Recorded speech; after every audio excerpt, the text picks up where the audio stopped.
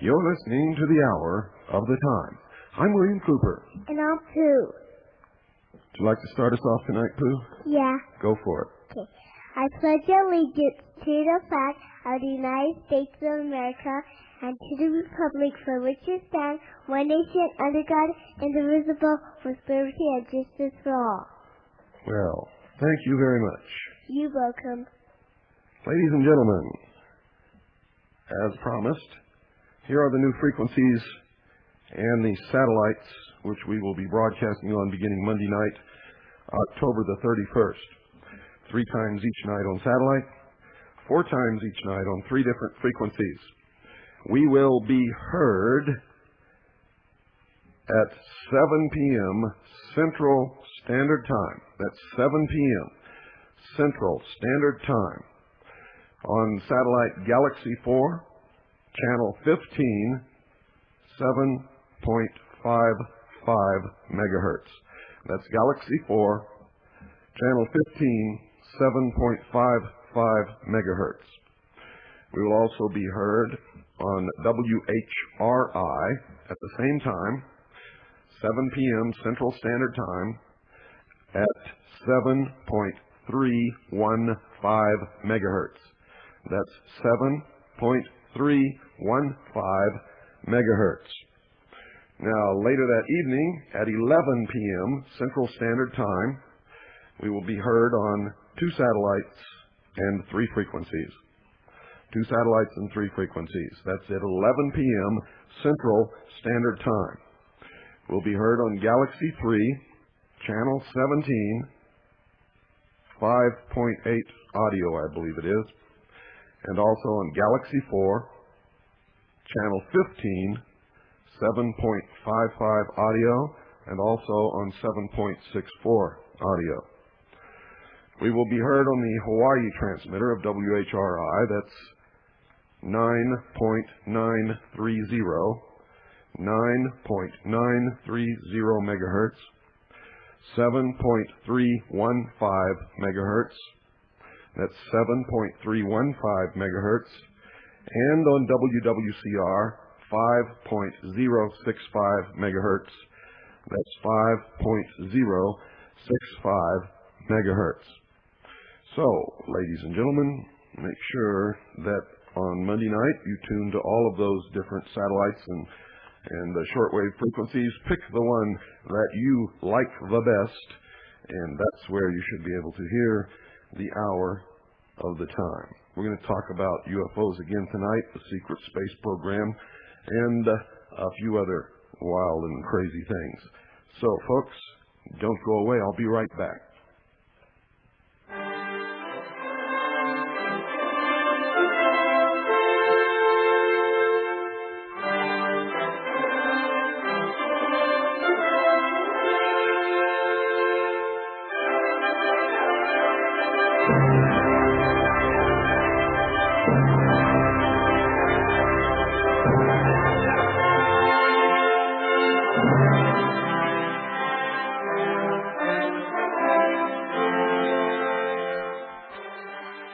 Boy, these last few nights on UFOs have really stirred up the loony bin, I can assure you.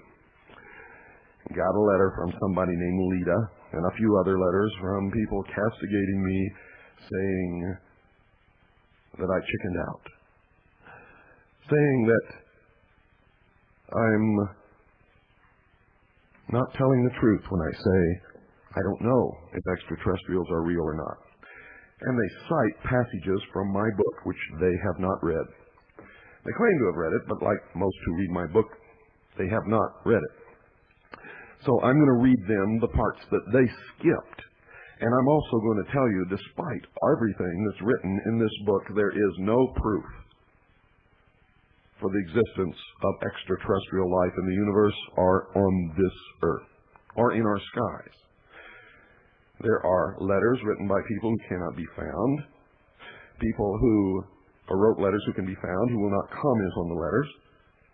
There is a letter written by an astronaut to the United Nations who now claims that he didn't write it. And all kinds of things, folks. Despite what you read in this book that makes you think that extraterrestrials might exist, none of it is proof. Not one single bit of it. And that's the problem with this UFO subject. There is no proof. And when people read my book, they don't read what I wrote. They read what they want to hear. They read what tends to verify what they already believe or what they wish to believe. So, in my book, on page 196, at the beginning of the chapter concerning UFOs entitled The Secret Government, under the paragraph headed Perspective, let me read to you what you obviously did not read. And remember, this book has been in print for a whole bunch of years. Many sources of information were used to research this chapter. I originally wrote this piece as a research paper. It was first delivered at the MUFON Symposium on July 2nd, 1989 in Las Vegas, Nevada. Most of this knowledge comes directly from, or is a result of my own research into the top secret MAGIC, spelled M-A-J-I-C, material, which I saw and read between the years 1970 and 1973 as a member of the intelligence briefing team of the Commander-in-Chief of the Pacific Fleet. Since some of this information was derived from sources that I cannot divulge for obvious reasons, and from published sources which I cannot vouch for, this chapter must be termed a hypothesis. A hypothesis. Now, I want all you loony bin people to go look that word up and make sure you understand what it means. I continue. I firmly believe that if aliens are real, this is the true nature of the beast. It is the only scenario that has been able to bind all the diverse elements. It is the only scenario that answers all the questions and places the various fundamental mysteries in an arena that makes sense. It is the only explanation which shows the chronology of events and demonstrates that the chronologies, when assembled, match perfectly. The bulk of this I believe to be true if the material that I viewed in the Navy is authentic. As for the rest, I do not know, and that is why this paper must be termed a hypothesis. I have since come to believe that the material that I viewed in the Navy is not correct, but in fact was a deception. And I base that upon an awful lot of evidence that you can count as proof. Now also, on page 234 of my book, I make it very clear what I believe. Very clear.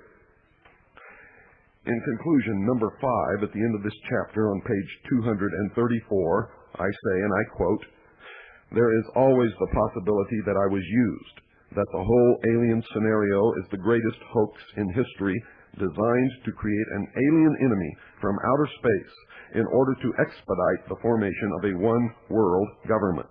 I have found evidence that this could be true. I have included that evidence in the appendix. I advise you to consider this scenario as being probable." End quote. Now, I can't make it any clearer to you little loony cuckoos out there who want to run around and quote my book as proof that extraterrestrial life exists and is visiting this planet. You're off your rocker. You haven't read my book, and you're doing yourself, me, and everyone else an injustice when you do that. Just recently, there was an article in the Village Voice in New York City which makes the same claims. Whoever wrote the article claims that he researched me, researched my book and material that I do, and he has not. He is a liar. He has done no research at all. He claims that I say that extraterrestrials are real, and that they're in an agreement with the United States government, and that they're mutilating animals and human beings and all of this kind of stuff. And I've never said that I ever even saw anything that said human beings were mutilated. So, folks, I just wanted to get that out of the way so that we can dispense with those wacko, ridiculous idiots out there who claim that they read my book and did not read it, in fact, at all. They went through it and picked out what they wanted to believe and read it. And then they quote me as being proof of the existence of extraterrestrials, and it's not true. I don't know if extraterrestrials exist in the universe or here. Due to the vastness of the universe, I would never make any kind of a claim that they do not exist. I do know this. If they do exist, they're not bothering us. And if they are visiting this earth, they are not a threat to the national security, just as the government says. And they're not running around mutilating cattle. They're not killing human beings. They're not the ones manipulating us into a one-world government. But instead, if they exist and if they are visiting this earth, they're being used to propel us into a one-world government. But I don't even think that's the case. I believe that what's flying in our skies is of human origin. And I can present a pretty good case for that. A case that's very hard to refute. However, no one on the face of this earth can present a case for the existence of extraterrestrial life, much less their visitation to this earth. All the so-called proof that these people talk about is nothing but innuendo, unsubstantiated claims, a total 100% complete lack of any kind of physical evidence whatsoever. In fact, several people have offered as much as $1 million to anyone on this earth who could come forward with proof of extraterrestrial life. No one, not one person on the face of this globe, and all of these wacko UFO people know about these rewards that have been offered. Not one single person has stepped up to present 1 ounce of proof. And the reason they don't, ladies and gentlemen, is because there is none. Because if there was some proof, in the extensive amount of research that I have done, I would have come across it. And that $1 million would be in my pocket at this very instant. So much for the woo-woo crowd. You people out there had better start dealing with facts and reality in your life. Nobody's going to come here and save you from yourself. No one's going to come here and save us from ourselves. We don't need an external threat to this earth to come together in this world. All we need to do is grow up. We don't need lies and deception and manipulation.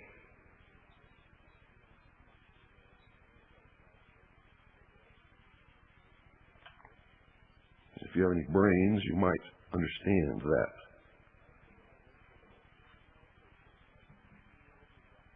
No one is going to be raptured. Jesus is not going to come and save us, because everyone around the world is claiming that he's going to be here imminently. It flies in the face of their own religion. The Bible that I have read and learned so well says that that cannot be. First, the temple must be rebuilt. It cannot even begin to be rebuilt for many years yet.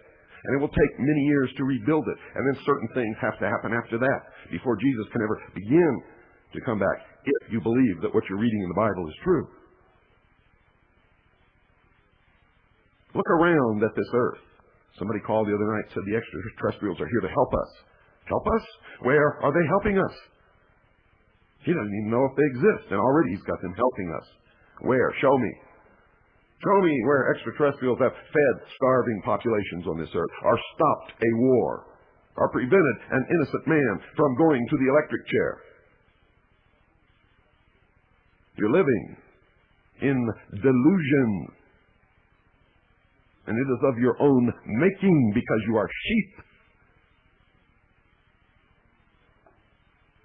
You are begging to be sheared, and you will be sheared until you stop this insanity. And then you will be led to the slaughter. A nation or world of people who will not use their intelligence are no better than animals who do not have intelligence. Such people are beasts of burden and stakes on the table by choice and consent. And if you are that stupid, the smart and cunning, powerful men of this world consider you their legal and lawful prey. Exactly as a hunter lies in wait for a rabbit, they lie in wait for you.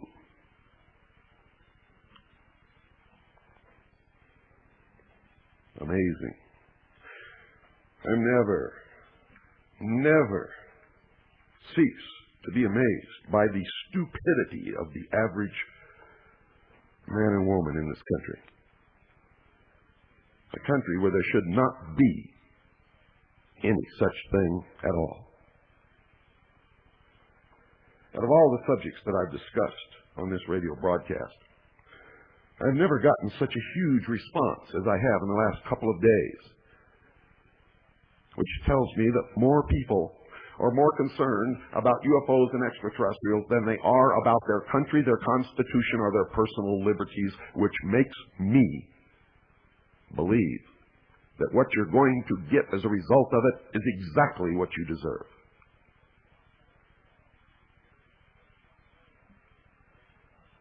And don't write me any letters saying that I should be kinder to my audience.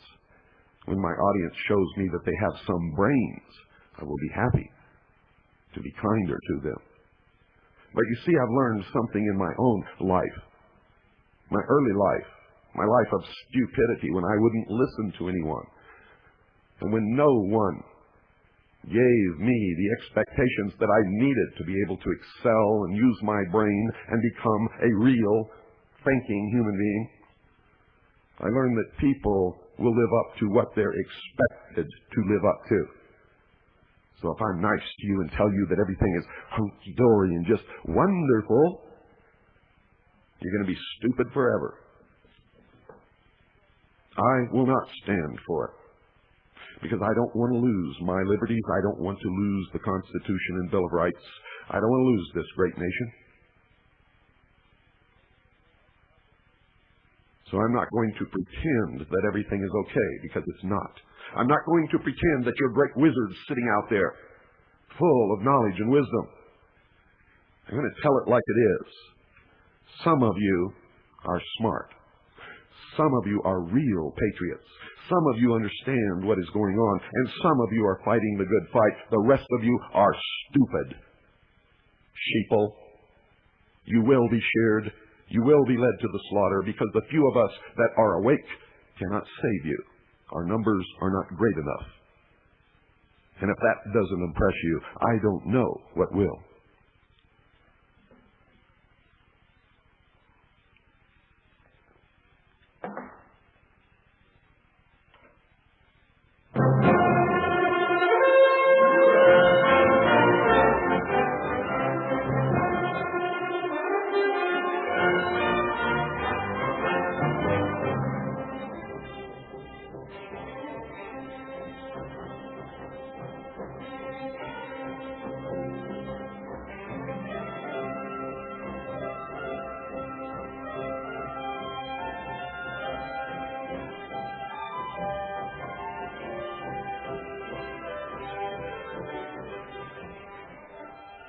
In 1946, ladies and gentlemen, there was a project called Project RAND. Project RAND was staffed by a consultant group managed by Douglas Aircraft Company. Their report was entitled Preliminary Design of an Experimental World-Circling Spaceship, 1946. Included in the report were a consideration of the technical feasibility, the political and psychological effects of it as a weapon, its use as a surveillance and communication device, and, of course, a demonstration of United States technological superiority. Now, since the Germans had already thought of it, the RAND report and the Russian plan to put satellites in orbit can never be considered original. We weren't first. The Germans were working on this stuff long, long ago. In actuality, the United States and Russia merely extended the German plans, all in the interest of military supremacy. In 1946, the Navy and Army Air Force conducted independent missile studies, and a second Project RAND study was published in 1947. And it gave more detailed specifications for a 3-stage rocket to put satellites into orbit. Now, you think this is crazy? That early? You never dreamed that they were doing these things that early, did you? Well, the first public announcement of the satellite program was included in the report of the Secretary of Defense in 1948. In the History of Rocket Technology, written in 1964, Mr. Cargill Hall states this, quote, Forrestal, that's James Forrestal, Forrestal's early veiled announcement of the United States satellite program caused a great deal of consternation among those working on the satellite project in the United States in 1949 and who were trying to preserve its aspect of secrecy. After this occurrence, no official reference in open literature was made to an American satellite effort until November of 1954.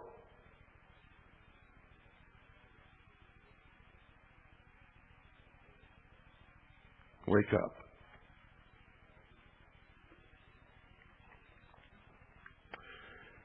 In a book entitled Envoys of Mankind, Envoys of Mankind, and I think I'm the only one who ever discovered this book and read it, because it's about law. You see, I knew if there was a hidden space program, something that was not known by the American people, it must be somewhere covered in the law. It had to be. So I went looking in law books, and books about law, and books written by people concerned with law, and specifically I looked for some evidence of law governing space, and I found it. I found two men, George S. Robinson and Harold M. White, Jr., who actually held the first titles of legal specialists in space law. They wrote this book called Envoys of Mankind, which is a declaration of first principles for the governance of space societies. That grab you? The prologue, interestingly enough, is written by Gene Roddenberry. You all know who he is, don't you? Well, let me read to you directly out of this book verbatim. I will add nothing, I will subtract nothing, beginning with the second paragraph on page 45. And I quote, "The new NASA was actually to choose the first astronauts of the Western world, those destined to be among the world's first legally designated envoys of mankind." Now note what they say here, and remember these are lawyers talking. Destined to be among the world's first legally designated envoys of mankind, which indicates there was someone who were performing this function illegally. NASA was to carry out a feat that through the millennia had inflamed the imagination of humankind, to break the surly bonds of Earth. NASA thus had a decisive voice in determining just how and by whom those surly bonds would be broken, and in some sense NASA would become the arbiter of Olympus. Yet despite its shiny new title, it was the legatee and recipient of many old traits and trends. First, and perhaps most hopeful, was President Eisenhower's unbending insistence that the space effort have a rigorously civilian character with a primary emphasis on original research, development, and exploration. This was clearly reflected in the 1958 National Aeronautics and Space Act. This act the new NASA charter made dissemination of information a duty of the agency, and despite a grant of considerable authority, the purview of the agency was specifically limited to those developments necessary for research and exploration. To insulate the program from what Eisenhower feared would be perceptions of involvement with the military-industrial complex, the Space Act, in its declaration of policy, specified that NASA was to be responsible primarily for research and development associated with aeronautical and space activities, except for those activities peculiar to or primarily associated with defense. It was also required that the administrator of NASA be a civilian. In several respects, the United States took a courageous step in July 1958 when President Eisenhower signed the Space Act, which charged the space agency of the United States government to lead a strictly civilian, peaceful exploration of space for the benefit of all mankind. These were not the words of parochial nationalism and socio-biological territoriality. They were not the words of conquest. They were precisely the words that would turn up almost 10 years later in the unique Outer Space Treaty of 1967, sometimes affectionately referred to by practitioners of space law as the Mother Treaty, which means there are many other treaties. A mother has children. The United States Space Act seemed to strike an unorthodox and elevated philosophical and political posture usually witnessed only in extraordinary times. NASA's entire legal and organizational environment was formulated to cultivate a broad spectrum of constituencies for its programs, even if those constituencies were comparatively small. NASA was deliberately connected to other important constituencies outside the President's office and cabinet. Integrated high-level consideration of space policy and an institutional memory, moreover, were assured by the creation in the Space Act of a broadly based National Aeronautics and Space Council in the executive office of the President. Still, the old dual military-civilian program remained, and you don't hear anything about that. Significant early acquisitions of NASA included the Vanguard program of the Navy, the Lunar Probe project of the Air Force, the Jet Propulsion Laboratory of California Institute of Technology, and the 5 Army satellite projects at the prestigious Army Ballistic Missile Agency at Huntsville, Alabama. The continuing nature of this military-industrial-civilian symbiosis, despite the organizational philosophy and extraterritorial nature of the new NASA, was once again apparent in the actions and words of President Eisenhower. Although he insisted in a news conference on 4 November 1959 that non-military space exploration was a sort of doctrine in America, he had laid the groundwork in 1958 for the new second version of the dual space program. 6 months before the creation of NASA, in February 1958, the Congress had passed the administration's bill creating the Defense Advanced Research Projects Agency, DARPA, which had its own director of space. The next month, pending the formation of NASA, the President gave his approval to the plans advanced by DARPA, making it, in a real sense, the first United States space agency. When NASA was finally formed, the accompanying Space Council was directed to provide a civilian military liaison committee composed of an equal number of representatives from the military departments and NASA, which meant that the military predominated over civilians on the committee 3-1. Also, despite the requirement that the administrator of NASA be a civilian, the Space Act did not require NASA to be managed by civilians in the ranks. NASA was heavily staffed at high levels with retired or borrowed military personnel. In the May 1958 congressional hearings on the Space Act, DARPA Administrator Roy Johnson stated the Eisenhower administration's approved position on the proposed space legislation, and his testimony included this statement, quote, "The legislation setting up a civilian group should not be so worded that it may be construed to mean that the military uses of space are to be limited by a civilian agency. For example, if Department of Defense decides that it is militarily desirable to program for putting man into space, it should not have to justify this activity to this civilian agency. The NASA Authorization Act should be amended to provide that insofar as such space activities may be peculiar to, are primarily associated with, weapons systems or military operations, in the case of which activity the Department of Defense will be responsible." So it is interesting to note that even the limitation of NASA by its charter purely to be peaceful, non-military activities was not motivated strictly by altruism. It was as much to keep NASA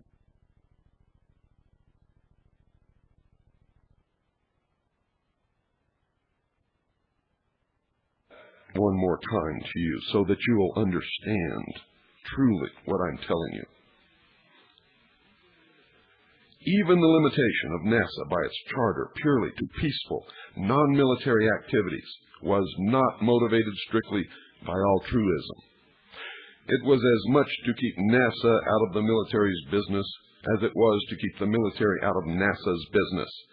The fact that peaceful research and development by NASA also fulfilled non-hostile military needs simply made it easier for the civilian effort in space to be undertaken hand in glove with the military, and for the military to conduct space exploration in secret.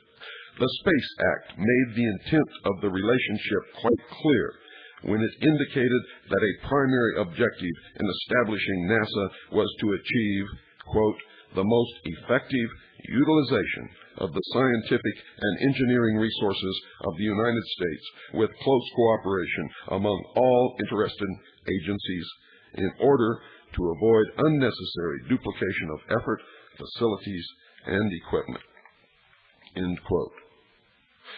Still, though, the intent may not really have been to accomplish a full division of efforts. A striking degree of division remained.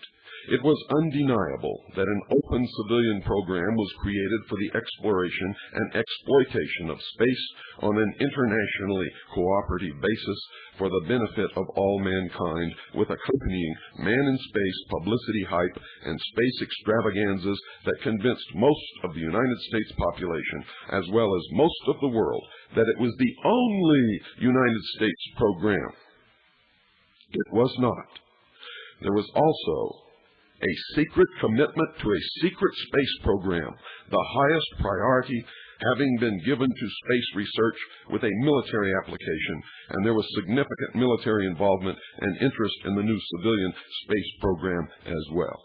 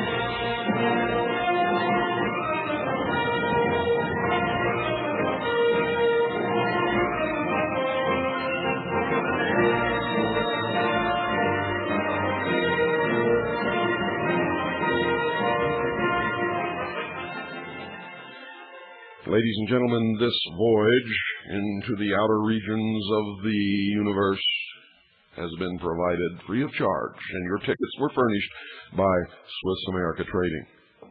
Now, when we reach our destination, I will assure you that the exchange booth will be open.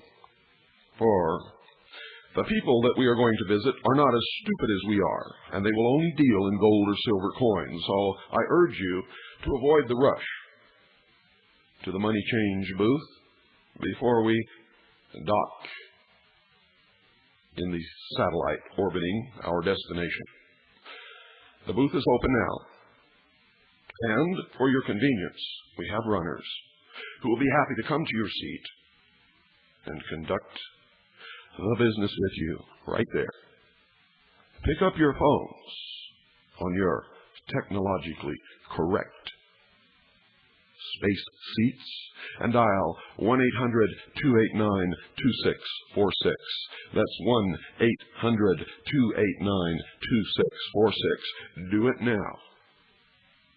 This is a fun planet, and you don't want to miss anything because you don't have any money in your pockets.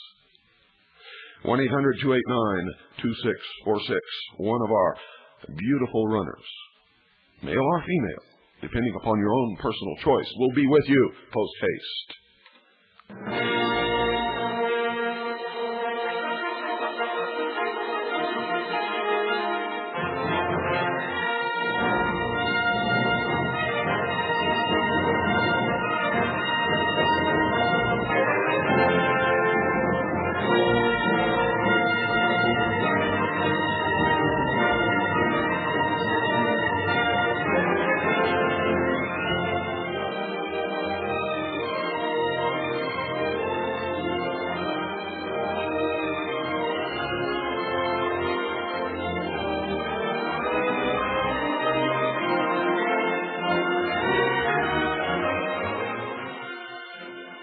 Ladies and gentlemen, how many of you have sat down and just looked over the names of the space shuttles? Anybody out there? How many of you read Mr. Bacon's book called The New Atlantis? Anybody? Well, Mr. Jeffrey Vitala did, and I have. Several other people that I know have. And it's incredible how they throw their ridicule in our face. You see, we have 6 space shuttles, or we used to have 6 space shuttles. Columbia, Enterprise, Endeavour, Discovery, and Atlantis, and of course the Challenger.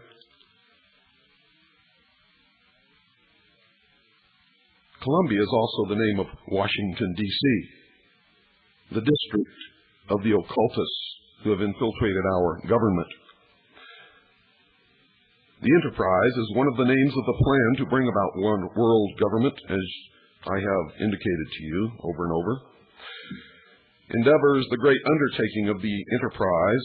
Discovery is actually the rediscovery of the great empire, as was written by Manly P. Hall, and Atlantis is the name of the philosophical empire that will arise out of the ashes of the United States of America. Do I have your attention? Using the names of the space shuttles unlocks an esoteric message. That is, Columbia and a great enterprise will endeavor to discover Atlantis. The Challenger, or the people who would stand up against the New World Order, was destroyed. Was destroyed with a school teacher on board representing the sheeple of the nation, while the nation and the children of the nation watched. Like the Kennedy assassination, it took a lot of wind out of our sails. And of course, there were no more proposals to put civilians into space. After all, they might see something they shouldn't see. And now, I want you to read a book called Cloak and Gown. Cloak and Gown, Scholars in the Secret War, 1939 to 1961, by Robin W. Winks. Cloak and Gown. Subtitle, Scholars in the Secret War, 1939 to 1961. Under that is an open book with Hebrew letters with top secret splayed across it. Under that, Lux et Veritas. The book was written by Robin W. Winks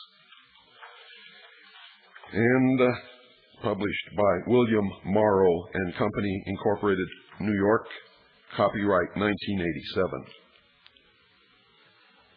You say that there could be no collaboration between the universities, the scientific community, and the military? You are wrong. This is a thick book. It documents it all from its inception. It documents the life of James Jesus Angleton and many others. It documents where they came from, what their philosophy was, and even in some places indicates the secret societies that they belonged to. And these men ran the OSS, the Central Intelligence Agency, the National Insecurity Agency, and much more. Good evening, you're on the air. Yeah, hi, Bill. Hi. Nick in Houston. Hello, Nick. What can I do for you? Staying on the subject about the space traveling and Challenger and all this space shuttles, if you notice when they have a news conference from the space, there are 6 astronauts sitting in, 3 on top, 3 on the bottom. Yes. Look at the color of the shirts they have. Mm-hmm. Red, blue, red, blue, red, blue. And draw some lines and you're going to find a compass in the square. That's correct. Not only that, if you go into the front door of the Supreme Council of the 33rd degree in Washington, D.C., you will see that all of the astronauts have been Freemasons, and you'll see a photograph of one very famous astronaut standing upon what is purported to be the moon, holding a Masonic apron in front of his spacesuit. That's correct. Very good job, Bill. Thank you. Thank you. Good night. Good night, Nick. The number is 602-337-24. Call if you dare, and you better have something to say. Good evening. You're on the air. Yes, good evening, Mr. Cooper. Yes. How you doing? You're a very, very brilliant man. I'll tell you that. I have the same brain that everybody else in the nation has. That you just use yours to... I've learned to use it. I didn't use it for much of my life, but now I do. Thank God. There was one thing you discussed yesterday. Let me see. ELF? Yes. What is that? Extra low frequency. Uh-huh. And what is it supposed to do? Well, different transmissions of extra low frequency radio waves, or waves of the electromagnetic spectrum, let's say, to be more exact, at different frequencies can produce different mood swings in a population that has been targeted to receive this transmission. It can range from euphoria all the way down to the depths of the deepest depression. Holy smokes. Is there anything that we can do to prevent this from happening? Or? Well, if you can identify an ELF tower that you can prove is being directed toward the population, then according to the law of self-defense, you are justified in chopping it down and chopping it up into little pieces. If, in fact, you are under attack, the law provides for you to defend yourself. But you must prove that you are under attack, and that's not easily done. I see. Anything else I can do for you? No, it's just been a pleasure to talk to you. I've been trying to get to you for about 8 months since I got a shortwave radio and I heard you on. And I live here in Taunton, Massachusetts. Have you heard that? Nope. Oh, well, I used to call the local Taunton talk show, and I used to tell these people about this New World Order coming, and they all thought I was nuts. Well, they will end up being the ones who are nuts, and they will turn to those of us who know for some kind of sustenance and protection when all this happens. And Exactly. if they're not prepared and they're not willing to help us, we won't be able to give it to them, unfortunately. And Mr. Clinton, Slick Willie, he's involved in this, huh? All the way, right? If he wasn't, he wouldn't be where he's at. Exactly. Thank you for calling. Okay, Mr. Cooper, I'll see you. Good night. 602-337-2524 is the number. Good evening. You're on the air. Yes, good evening, Mr. Cooper. Charlie calling from Scranton, Pennsylvania. How you doing? Good. Okay. Interesting topic here.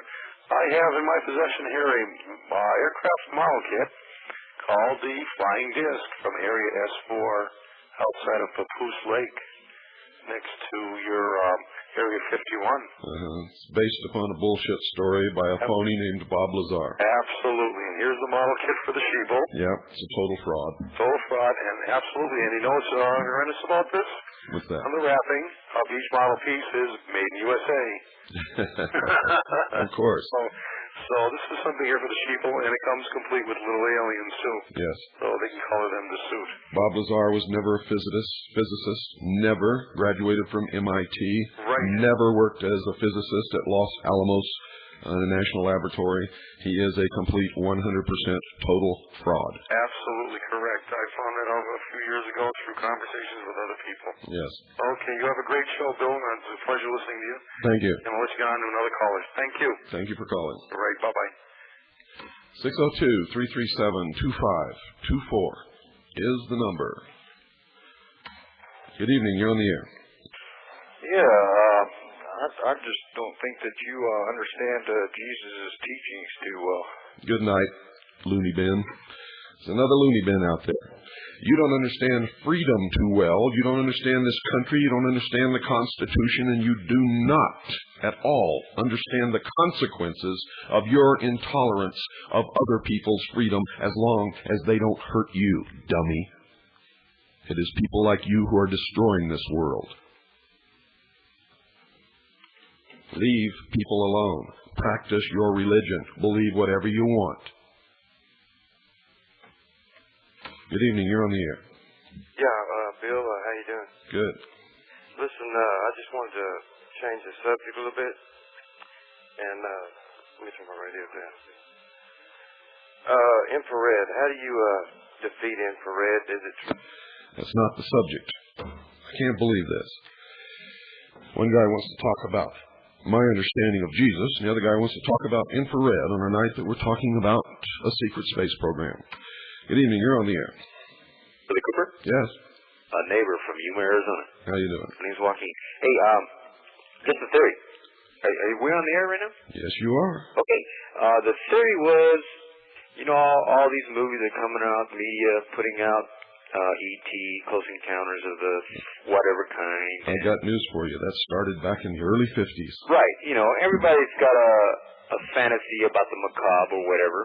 And they're shoving this down our throat that this is going to happen. I know your belief on the coming of Jesus Christ. No, you don't. Nobody does. Well, I put out over this air facts, things that we can prove. My religious beliefs are my own. It's none of your business. Yours is none of my business. right. I do believe that it is going to happen. There will be a rapture, but I do believe that we are going to suffer. We are going to be persecuted. We will be beheaded, as the Word of God says. Well, I'm sorry, but the topic tonight is a secret space program, and I wish all you religious fanatics would stay home. This country was founded on a basis of individual freedom. Our forefathers set up this country, you poor deluded people, not as a Christian nation, but as a secular nation protecting the rights of all people to practice whatever religion they want so that Christians could practice their religion without being persecuted, because that's the way governments were run in Europe. There was a state religion in every country, and if you didn't belong to it, you were persecuted. You think you know something about Jesus Christ? You don't know anything. You are taking his words and twisting them And by twisting them, you're helping to destroy this country, which gives you the freedom to believe in what you want to believe in and everybody else. And I am at the point now where I don't think that you're ever going to learn anything different until somebody comes along and does chop your head off and put you through a meat grinder and feed you to the lions. Maybe that's what you secretly want. And if you secretly want it, you'll cause it to come about. Now, if you don't like this broadcast, turn off your radio and go to bed. Good evening. You're on the air. Yeah, Bill, I love your broadcast. Keep it up. Thank you. This is Bob in South Carolina. Bill, I wanted to ask you, have you ever messed around with ELF at all? Did you get a chance to play with it while you were in the military? No, I didn't. The closest I ever came was the jamming technology. Is ELF, is it measurable? Like, can you... Oh, yes. Any transmission can be measured. So you could detect that on, say, a spectrum analyzer? I don't know if it's a spectrum analyzer. You'd have to talk to somebody who's an expert in electronics, as I have before, and they've told me that, yes, you can detect it and measure its strength. And you can, just like a radio direction finder, triangulate and find out where the transmitter is. Do you have any idea what the frequency ranges of these signals? We have it in our research here. In fact, there's a paper in the back of my book that talks a little bit about it in the appendix. But I don't have it right in front of me now. Bill, do you think if enough patriots came together that we could actually go over to that Area 51 there and overtake them people and find out what they're doing? You don't want to do that. You break the law. Well... You can't break the law. You don't understand. I don't know how many of you people understand how the enemy works. Throughout history, they have created situations that promotes a conflict, which they're doing now. If you rise up against any part of the government, it will justify their declaration that you are traitors and that you are terrorists. And they will then have the politically correct consensus among the public that they can kill you at will, and they will. Well, you know as well as I do that the laws that the governments are putting on us aren't just. Well, it doesn't make any difference. Look what they did in Cuba. What happened? We helped install a communist dictator. And then that communist dictator was threatened by a great patriotic movement of Cubans who wanted to be free. They left Cuba by the tens of thousands and came to the United States. They trained to go back and take that country. In Cuba, there were agents operating against Castro and sabotaging his regime. What did Castro do? He connived with the traitors in the United States government to foment a rebellion called the Bay of Pigs. The Bay of Pigs was to train Cubans in the United States to attack Cuba with old, obsolete weapons, with insufficient supplies. The Cuban agents on Cuba, who were to arrange for the patriots to rise up in support of this invasion, were given radios that did not work, and so they could not be communicated with to call off the uprising. All of this was coordinated between the traitors in this government and Castro. And what was the purpose? So that the patriots would rise up and could be crushed by Castro and would not have the force needed to win. They were betrayed on the beach, they were betrayed in Washington, and they were betrayed in Cuba. And that's exactly what they're trying to do to the patriot community in this country today. And you had better not fall for it. If they come against us and commit atrocities and start going door to door, dragging people out and carrying them away, or taking arms out of people's homes by house-to-house searches, or rounding up patriot leaders, then we will be justified in doing whatever necessary to reinstate the Constitution of the United States of America as the supreme law of the land, rounding up the traitors, imprisoning them, trying them under the law, and if found guilty, hanging them by the neck until dead. But unless we do it legally in that manner, we will be the ones swinging from the gallows. Well, Bill, do you think there is any possibility we will ever find out, either by their own admission or through legal or illegal methods, of what they're really up to and what they're doing with all these secret projects? We know what they're doing. Well, we do, but I mean, to actually admit it to the general public. If you were accused of murder, would you go into court and admit it? Well, if I didn't do it, of course not. Whether you did it or not, you're not going to admit it, are you? Well, if I murdered somebody and I knew I did it, I suppose I probably would. I don't know. Well, you're a very unusual person. I can tell you from experience and from the knowledge of these people and how they think, they will never admit anything, ever. Well, Bill, anyways, that's all I had to ask you about. Well, it was a good question, and I'm glad you asked it because I got a chance to tell something that I've been wanting to tell people for a long time anyway. All right, Bill. Keep up the good work. Thank you very much. Thank you for calling. Got time for maybe one more quick call, folks. 602-337-2524 is the number. Good evening. You're on the air. Yes, Bill, you confirmed something in my mind, at least I've been thinking about for some time now, that the powers that be are building a space station so that they can go up there when the time comes, the Holocaust down here, so they can escape it until the time that things settle and they can come back down and rule the world. Well, they don't have to go up there. They've got underground cities built all across this country, and that's not fantasy. I didn't make it up. It's well documented. Under a place called Mount Weather in Virginia, they have a complete government in waiting. And certain people have special passes.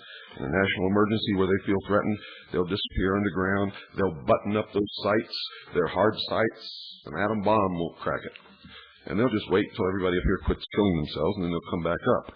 If we're smart, we won't kill each other. We will maintain order and social control. As I've been telling the militia to do all along, maintain military and political control and obey the law in your local areas. And don't attack anybody unless you're attacked first. Be prepared. That's right. What are the main purposes for these space programs? Well, you got to ask them. I don't really know what they're doing out there. We know they're out there, but we don't know what they're doing. Okay. Thanks a lot. Thank you for calling. Well, folks, it's that time once again. I wish I could say it's been nice. I guess the last half of the program has been nice. Good night, and God bless you all.